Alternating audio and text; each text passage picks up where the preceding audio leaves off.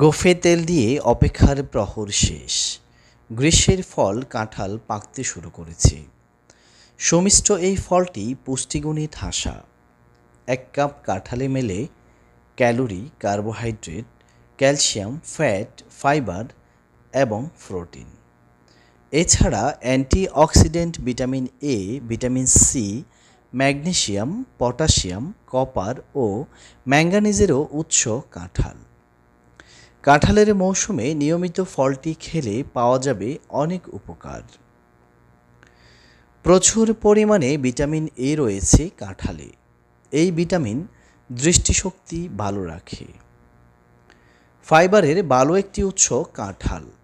কোষ্ঠকাঠিন্যের মতো সমস্যা থেকে দূরে থাকা সম্ভব হয় নিয়মিত কাঁঠাল খেলে।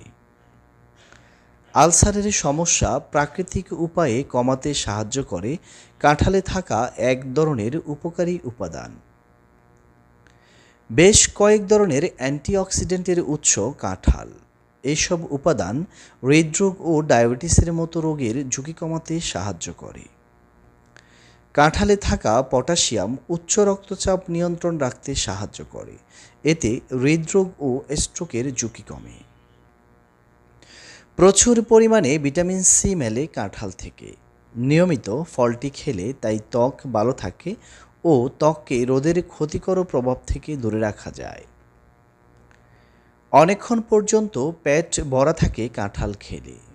ফলে অস্বাস্থ্যকর খাবার থেকে দূরে থাকা যায় ও ওজন নিয়ন্ত্রণে থাকে। বেশ কয়েক ধরনের অ্যান্টিঅক্সিডেন্টের উৎস কাঁঠাল। এসব উপাদান হৃদরোগ ও ডায়াবেটিসের মতো রোগের ঝুঁকি কমাতে সাহায্য করে। ক্যান্সারের ঝুঁকি কমে কাঁঠাল খেলে, কারণ কাঁঠালে থাকা শক্তিশালী অ্যান্টিঅক্সিডেন্ট আমাদের দেহকে ক্ষতিকর ফ্রি রেডিক্যালস থেকে রক্ষা করে।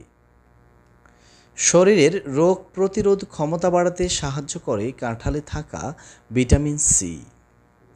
কাঁঠালে থাকা ক্যালসিয়াম ও ম্যাগনেসিয়াম হাড়ের গঠনে গুরুত্বপূর্ণ ভূমিকা রাখে, পাশাপাশি হাড় শক্তিশালী রাখতে সহায়তা করে। আয়রন মেলে ফলটি থেকে। এই খনিজ উপাদান রক্ত স্বল্পতা দূর করতে সাহায্য করে। সর্বোপরি কাঁঠাল একটি উপকারী ফল। এই ফলটি খেলে শরীরের রোগ প্রতিরোধ ক্ষমতা বৃদ্ধির পাশাপাশি শরীরকে অনেক ধরনের রোগ থেকে মুক্ত রাখে। তাই আসুন আমাদের বাড়ির আঙিনায় পড়ে থাকা খালি জায়গায় একটি করে কাঁঠালের গাছ লাগাই এবং নিজের বাড়িকে গড়ে তুলি একটি প্রাকৃতিক ওষুধের কারখানা হিসেবে।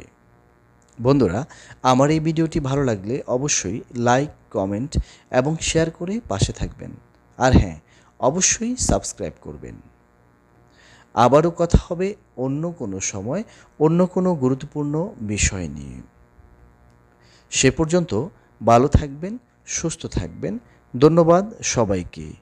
আল্লাহ হাফেজ।